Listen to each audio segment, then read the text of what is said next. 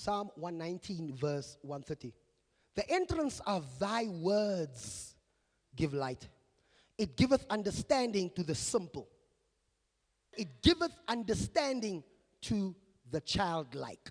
A child is always open. If you are childlike, you'll always be open to his words. And that gives understanding to the foolish, the open, the childlike person.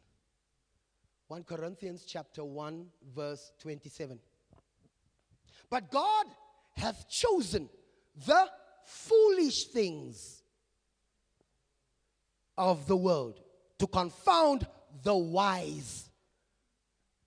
You'll know that he's speaking about people here when he speaks wise. When he mentions wise, it's referring to people. So when he speaks foolish things, that is the childlike person who is always open to his word. That God gives the understanding. And that understanding he uses to confound, to confuse the wise, so-called wise, according to this world system. Then he says, and God hath chosen the weak things, because the foolish, the childlike are usually considered to be weak, but you are mistaken.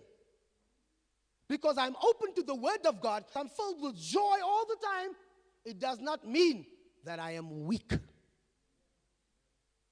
It means that I'm flexible.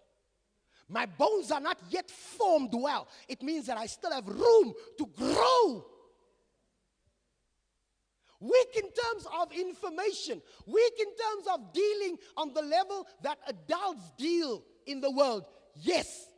But weak in terms of being flexible. That's what the word is referring to. Weak in terms of being flexible and open. He's stretchable. He chooses the weak things of the world to confound the things which are mighty. Whoever considers themselves to be mighty, God will use what is considered to be weak according to the world system to confound it. What is wise to the world, God will use somebody who is childlike, open to the word, teachable, to confound the wise of this world. And he will use what is considered to be weak, what's considered to be flimsy, because as Christians, they say Christianity is the religion of weaklings.